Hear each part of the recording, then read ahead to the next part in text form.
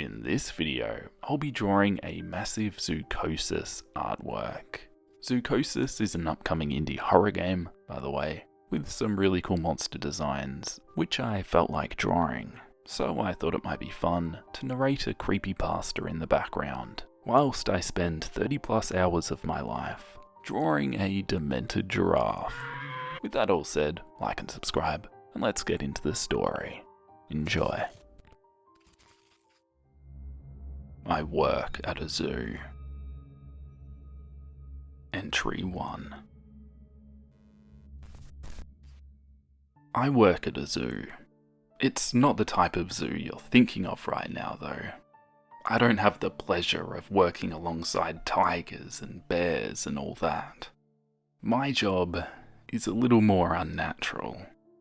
I run a semi-autonomous holding facility in the middle of the Mojave Desert. It was built by a company that doesn't exist and is run by a branch of the government you've never heard of. Technically, I don't even exist. I was killed in a single car crash about 6 years ago. My family was probably being notified of my demise right as the helicopter touched down in this godforsaken place. The pay is incredible though. A cool $200,000 a year for watching computer screens and pressing buttons every now and then. I also get a small hazard bonus when I help introduce a new prisoner, but I'll get to that. The prison I run doesn't hold people. It holds things. The type of thing most people will only see in their worst nightmares. You see, the government organisation I work for exists to capture and hold anything that doesn't belong in the natural world. They started during World War II, when soldiers started reporting mysterious disappearances and outright killings due to monsters. Naturally, the government decided the only thing they wanted killing soldiers was bullets. So they sent some super well-trained guys out to investigate. They ended up all getting killed out in some German forest, but the idea stuck around and the Federal Department of Nothing was created. Back to where I work. The prison is underground, and the only way in that I have access to is a very conspicuous shed with a ladder inside. Once I'm inside, there's a full biometric smorgasbord of locks to get through that takes about 10 minutes. Not that anyone would be able to get down there anyways, what with all the landmines outside. It's actually pretty cozy there. There's a nice set of living quarters, a huge kitchen that gets restocked by a drone every 2 months, and even a rec room with stuff like pinball machines and video games. I guess they don't want the one person with control of all these abominations getting bored. There are 1,024 cells that are all about 25 feet tall, with security varying from a glass door to a stupidly thick titanium vault door. The prisoners tend to occupy the ones in the middle of the range, but at least I'm prepared. I have to check on them regularly to make sure there aren't any structural issues or giant demon horses running around. I technically have a level of personal protection that I'm supposed to bring with me, but I normally don't, if only because it takes a while to put on. They're organised into 4 corridors, numbered by the level of caution required by me when entering. Number 1 has creatures that are pretty much harmless. They might bite or scratch, but they aren't objectively dangerous. Number 2 has creatures that are kind of dangerous. They could kill me if I let them, but I could probably fight any of them off easily. Though I still bring a pistol, just in case. Number 3 is where it starts to get bad. These guys could kill me in a fair fight. That's why I put on a bunch of ballistic armor and get a nice big gun out when I go in there. Number 4 is the worst. The creatures in there could kill me either before I could react or without me being able to do anything about it. I don't even bother with guns and armour in there because it wouldn't make much of a difference anyway, and they're super heavy. The monsters are actually kind of fun to talk about. There's a lot of them, so they can't all get a mention, but the ones I will talk about are real doozies anyways. They normally arrive in an unmanned cargo helicopter, and I have to go open the cargo hatch in the roof of Corridor 1. Instead of building 4 doors above ground, I guess they decided it would just be easier for me to forklift everything around. From there, the documents attached to the massive steel and cement tell me what it is and where it goes. I usually grab the forklift and put them in the closest open slot in their corridor. The transfer process is fairly simple. The cage plugs into the cell like a power socket and secures itself with electromagnets. I wish there was some big dramatic lever on the back that would open the door and release the beast, but it's just an inconspicuous little button. The door opens, and the creature is forced into the cage somehow. I guess I've never seen the inside of one of them. Then I reset the doors, unplug the cage, and send it back up to the helicopter. I get an extra 50,000 every time I do this, but the only real risk is if I screw something up, or decide I want to get up close and personal with a Wendigo. Ah, right, the prisoners. Most of the scary ones are in Block 4, because they're not scary for nothing. I think the worst thing we have is a Skinwalker. A bunch of high school kids got slaughtered at some camp, slasher style, a couple of years ago. The guys that went out there brought Skinny back. I just call him Skinny, since it's shorter and it's basically pretty apt. It just looks like a normal old man most of the time, but occasionally when I check on it, it's something straight from hell. Imagine a creature that looks like a wolf, but there's something off. Like the way its snout is constantly sniffing in space, like a projection, or the unnatural hue of its eyes. It just looks horrifying, and words really don't do it justice. It could easily rip me to shreds, but the scariest part is it can talk. It talks to me through the camera in its cell. It likes to talk about my wife. Not that I've told it anything about her, or anything at all for that matter. Any form of contact between me and a creature is strictly forbidden. There are some good old-fashioned monsters here though. There's a werewolf that's actually the same one from that German forest that started this. It kept roaming around, but got hit by some random artillery and couldn't fight back when the next guys came. They kept it in a big pit over there, but when this place got built, it was the one to pop the champagne. An absolutely massive beast, to be sure, but it's a lot less scary with all the metal in front of it. I am concerned about the claw marks though. They're starting to leave real impressions in the walls. Some of the level 1 guys are kind of interesting. There used to be a squonk, which is basically a little creature, kind of like a gopher, that's covered in warts and rough skin. It's completely harmless, but it cries a lot and it's really sad in general. One day, when I checked it, there was just a puddle where it had been sitting. I looked them up and it turns out it probably cried itself to death and dissolved into a puddle. It sucks, but it's less work for me. There's also a hoop snake. It probably wouldn't be here if it wasn't for the fact it had killed 4 people at a trailer park in New Mexico, since it's really just a snake.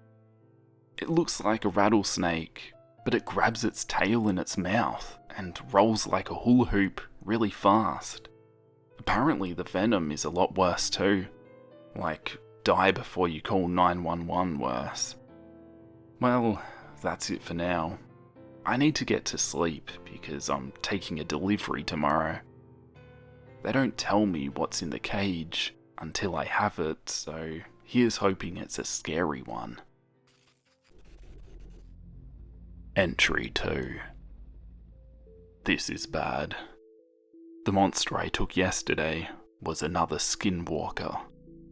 It went in the cell fine, but today, it's not there anymore. I don't know what happened. Maybe it tricked me somehow, and I don't remember? I've contacted my supervisor, and he said a containment team will be here in 2 days. I'm locked down in the living quarters. The living quarters are tough to get into during a lockdown, but is by no means impossible, especially if the roaring I hear getting louder means that the werewolf managed to gouge a hole in his cell. I told my supervisor about the claw marks, but he just said not to worry about it. Well, I'm worrying. I don't know what animal the new Skinwalker is, but it was much younger than Skinny. I don't think it could figure out how to open the cells, but there is a control room at the back of each block that has some exposed wiring and stuff that I've been told supplies electricity to the electromagnets. I guess all that's left to do is wait and see if anything comes through the door before the containment team shows up. Entry 3. I woke up and saw a lion sitting in my doorway last night. It had a huge mane and had its lips pulled back in one of the most terrifying snarls I have ever seen. It didn't look right though. The fur looked flat and monotonous.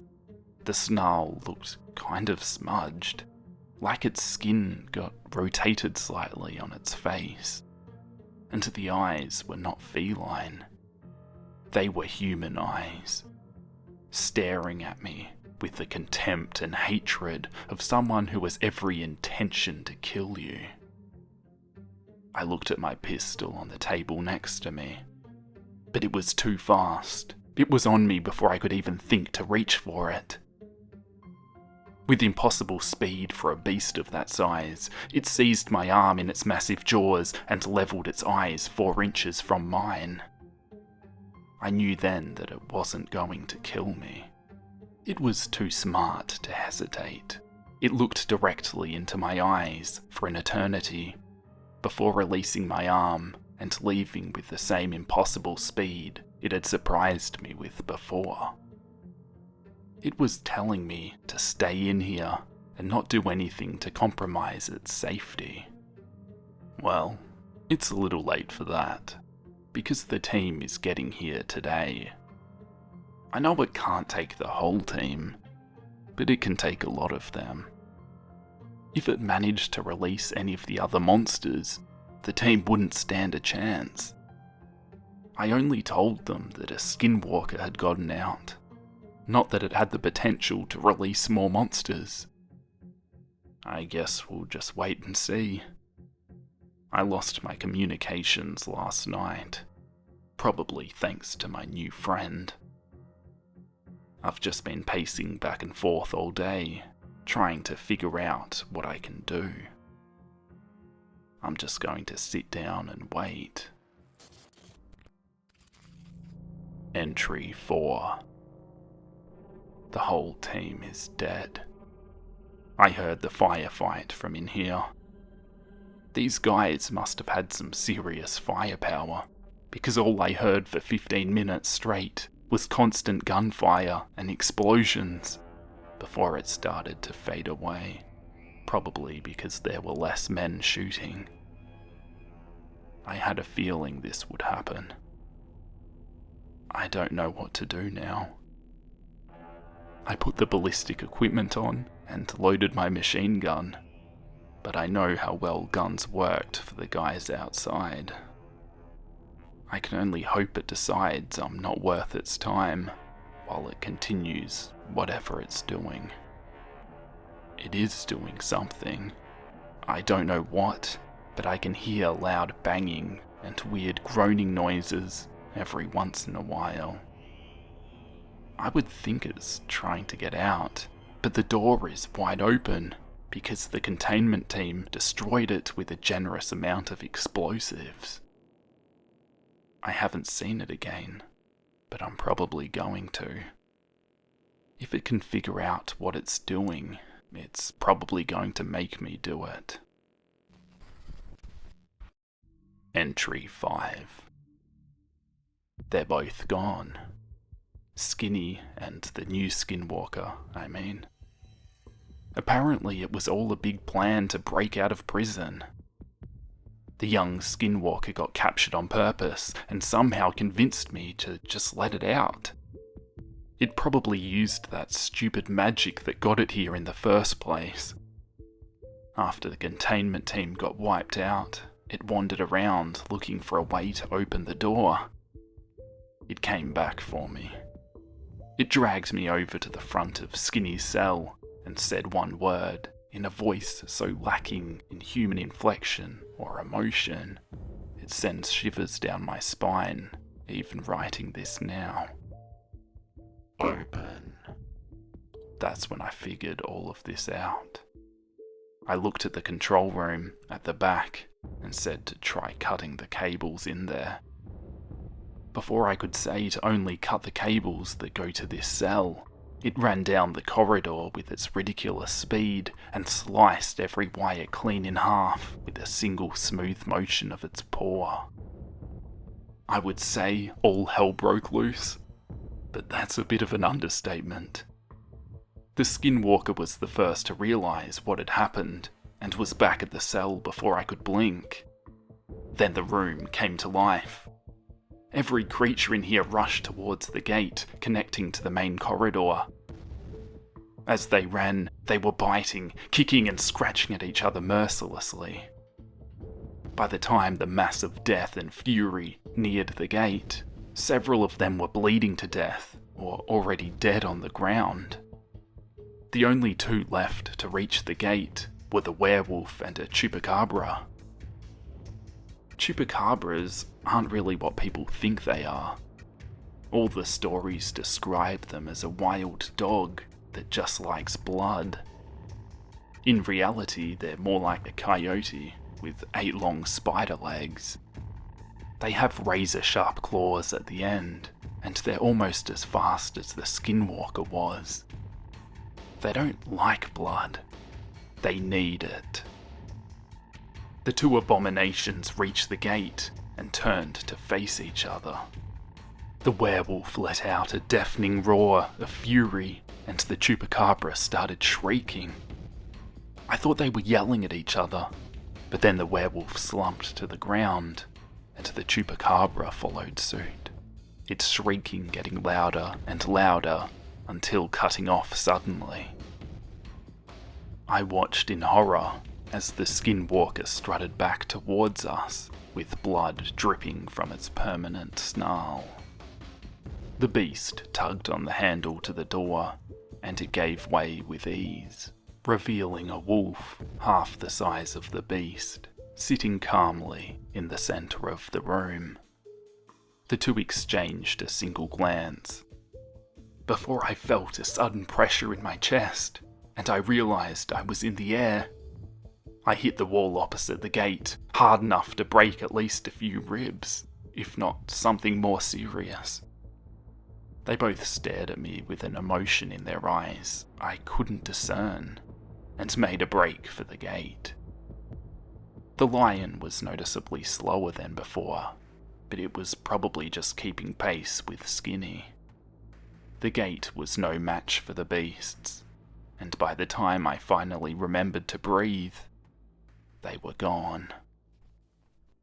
After throwing up out of fear, relief, and pain combined, I pulled off my ballistic gear there in the corridor and struggled my way back to the office to see if I could get the word out that the team had been slaughtered and 2 skinwalkers were free. I was right about the broken ribs, and I got a concussion on top of that. The communications were still down, so I did the only thing I could. I turned on the TV and waited for them to realise the first team never came back.